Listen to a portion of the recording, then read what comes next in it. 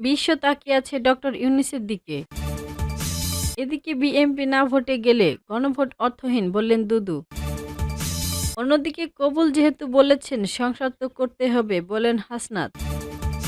এবং শাপলা কলি নয়, শাপলাই চাই এতক্ষণ শুনছিলেন শিরোনাম, এবার জানিয়ে দেব বিস্তারিত। প্রধান উপদেষ্টা ডক্টর মোহাম্মদ ইউনূসের বড় গুণ, তিনি বাস্তবতা অস্বীকার করেন না, সঠিক পরিস্থিতি বুঝতে পারেন এবং জনগণকে সেই তথ্য দিতে কার্পণ্য করেন না। জনগণকে সঙ্গে নিয়ে তিনি সংকট উত্তরণ করতে চান। ২৯শে অক্টোবর তিনি আগামী জাতীয় নির্বাচন নিয়ে প্রথম সমবায় সভায় সভাপতিত্ব করেন এবং সভায় প্রধান উপদেষ্টা বলেছেন, নির্বাচন বানচালের জন্য দেশের ভিতর ও বাইরে থেকে অনেক কাজ করবে। ছোটখাটো নয়, বড় শক্তি নিয়ে নির্বাচন বানচালের চেষ্টা করা হবে। আক্রমণ চলে আসতে পারে, এ নির্বাচন চ্যালেঞ্জটি হবে। তবে যত ঝড়ঝাপটা আসুক না কেন আমাদের সেটা অতিক্রম করতে হবে। আগামী নির্বাচনের পথে যে নানানমুখী বাধা আছে তা ডক্টর ইউনূস কোনো রকম রাগ ঢাক না করেই বলেছেন। দেশের জনগণকে সতর্ক ও সচেতন করেছেন। জনগণকে অন্ধকারে রেখে নয়, বরং সব মানুষকে ঐক্যবদ্ধ করে তিনি গণতন্ত্র পুনরাবর্তন করতে চান। মঙ্গলবার প্রধান উপদেষ্টার কাছে জুলাই সনদ বাস্তবায়নের সুপারিশ আনুষ্ঠানিকভাবে উপস্থাপন করছে জাতীয় ঐকমত্য কমিশন। এর আগে সোমবার প্রধান উপদেষ্টার নেতৃত্বে কমিশনের শেষ বৈঠক অনুষ্ঠিত হয়। জুলাই সনদ বাস্তবায়নের এই কর্মপরিকল্পনা কমিশন প্রস্তাব করেছেন। সরকার তা কিভাবে বাস্তবায়ন করবে তার উপর নির্ভর করছে দেশের রাজনীতি। বিশেষ করে কমিশনের সুপারিশে জুলাই সনদ প্রশ্নে গণভোট কখন হবে সে সিদ্ধান্ত সরকারের উপর ছেড়ে দেওয়া হয়েছে। তাছাড়া যেসব সুপারিশে রাজনৈতিক দলগুলো একমত হতে পারেননি সেই সুপারিশগুলো সনদে এবং গণভোটে কিভাবে থাকবে তা রাজনৈতিক অঙ্গনে জটিলতা সৃষ্টি হয়েছে। বিএনপি সহ একাধিক দল নোট অব ডিসেন্ট বাদ দেওয়াকে ষড়যন্ত্র মনে করছে। এমন এক সময় কমিশন এ সুপারিশ প্রধান উপদেষ্টার কাছে করল যখন দেশে একটি গুমোট পরিস্থিতি বিরাজ করছে। প্রচুর ঝড়ের আগে যেমন সবকিছু থমকে থাকে, বাংলাদেশ এখন সেরকম অবস্থা বিরাজ করছে। শেষ বেলায় উপদেষ্টাদের অনেকেই নানান বিতর্কে জড়িত যাচ্ছেন। নির্বাচনের মতো সবচেয়ে গুরুত্বপূর্ণ কাজটি শেষ করার আগেই অনেকে ব্যস্ত নিরাপত্তা প্রস্তাবের পথ খুঁজছেন। রাজনৈতিক দলগুলোর মধ্যে বাড়ছে বিভেদ আর অনৈক্য। আমন্ত্রণে চলছে অস্থিরতা। পুলিশ বাহিনী এখন ঘুরে দাঁড়াতে পারেননি। অর্থনৈতিক রেমিটেন্স ছাড়া কোনো সুখবর নেই। শিল্প উদ্যোক্তাদের মধ্যে হতাশ। ব্যবসা বাণিজ্য প্রাণ বন্ধ।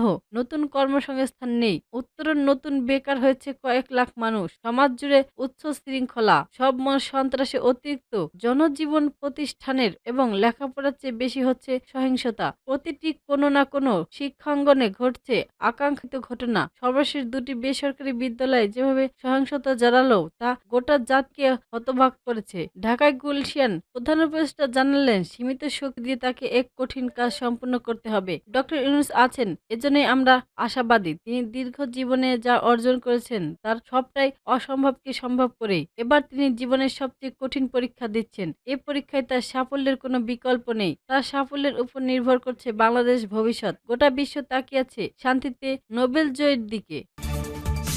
এমপি না ভোটে গেলে গণভোট অর্থহীন হবে বলে গণভোটের রায় নিয়ে নতুন সংকট তৈরি হবে। এজন্য গণভোটের বিষয়টি বাস্তবিক অর্থে ভেবে দেখা উচিত বলে মন্তব্য করেছেন বিএনপির ভাইস চেয়ারম্যান শামসুজ্জামান দুদু। বৃহস্পতিবার ৩০শে অক্টোবর সকালে চুয়াডাঙ্গা শহরে শিল্পকলা একাডেমির মুক্ত মঞ্চে নেতাকর্মীদের সাথে মতবিনিময় শেষে একথা বলেন তিনি। দুদু বলেন, বিভিন্ন রাজনৈতিক দলের সাথে দীর্ঘ আলোচনা শেষে ঐকমত্য কমিশন যে রিপোর্ট জমা দিয়েছেন সেভাবে বিএনপির নো ভোট অব ডিসেন্ট আমলেই দেওয়া হয়নি। আরো নতুন বিষয় নিয়ে বিতর্ক করেছেন। এসব কারণে ঐক্যের জায়গায় অনৈক্য তৈরি হয়েছে। বিশ্বে এমন কোনো নজির নেই যেখানে পার্লামেন্ট আলোচনা ছাড়া এমন বিষয় জোর করে আদায় করা যায়। অনেক দেশ ও গোষ্ঠী গ্রহণযোগ্য নির্বাচন চায় না জানিয়ে দুদু বলেন, যারা গণহত্যা চালিয়ে টাকা লুট করে দেশ থেকে পালিয়েছেন তারা তো চায় না নির্বাচন সুষ্ঠু হোক। অনেকে প্রশ্ন তুলেছেন, আওয়ামী লীগ ছাড়া কিভাবে নির্বাচন হবে, অর্থাৎ ভালো গ্রহণযোগ্য ও সঠিক নির্বাচনের পথে একটি গোষ্ঠী বা মহল বাধা দিচ্ছে।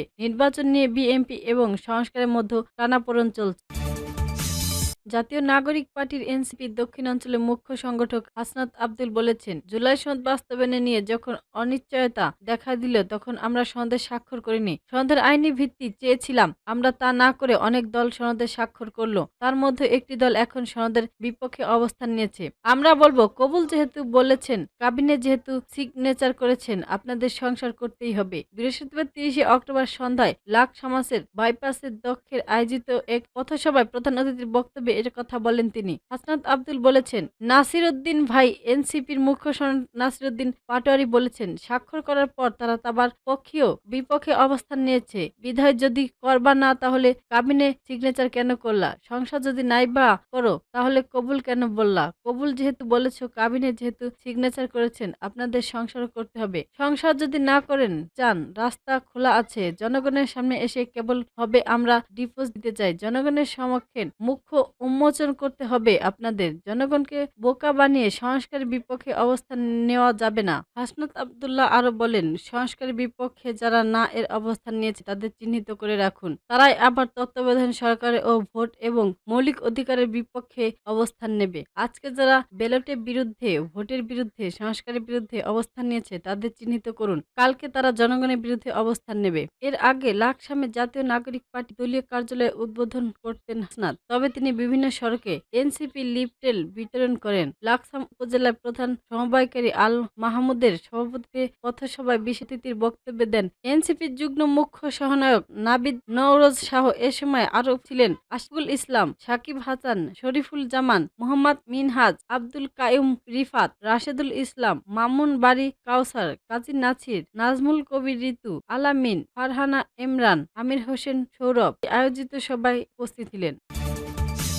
নির্বাচন কমিশনের ইসির তালিকায় শাপলা কলি প্রতীক যুক্ত হওয়ার পর জাতীয় নাগরিক পার্টির এনসিপি জানিয়েছেন, শাপলা কলি নয়, শাপলা প্রতীক চাই। বৃহস্পতিবার 30 অক্টোবর ইসির প্রতীকের তালিকায় শাপলা কলি যুক্ত হওয়ার পর একথা জানান এনসিপির কেন্দ্রীয় যুগ্ম সদস্য সচিব অ্যাডভোকেট জহিরুল ইসলাম মুসা। অ্যাডভোকেট জহিরুল ইসলাম মুসা গণমাধ্যমে বলেন, আমরা শাপলা কলি নয়, শাপলা প্রতীক চাই। ইসি আগে জানিয়েছিল শাপলা অন্তর্ভুক্ত করা যাবে না, কিন্তু এখন যেহেতু শাপলা কলি অন্তর্ভুক্ত হয়েছে, তারা চাইলে শাপলাও অন্তর্ভুক্ত করতে পারবে। শাপলা কলি নয়, শাপলা ছাড়া অন্য কোনো বিকল্প বিবেচনা করছি না। এর আগে আজ দুপুরে তালিকায় শাপলা কলি প্রতীক করে প্রজ্ঞাপনা জারি করে ইসি। কমিশনের সিনিয়র সচিব আক্তার আহমেদ এই প্রজ্ঞাপন জারি করেন। প্রজ্ঞাপনে বলা হয়, 1972 এর সংবিধান অনুচ্ছেদ 94 এর প্রদত্ত ক্ষমতা বলে নির্বাচন কমিশন নির্বাচনী পরিচালনা বিধিমালা 2008 এর নিম্নরূপে অধিকতর সংশোধন করা হলো। উল্লেখ্য, এবছর ফেব্রুয়ারিতে আত্মপ্রকাশ করা জাতীয় নাগরিক পার্টির এনসি শাপলা প্রতীক ছাড়া নিবন্ধন নেবে না বলে জানিয়ে আসছিল।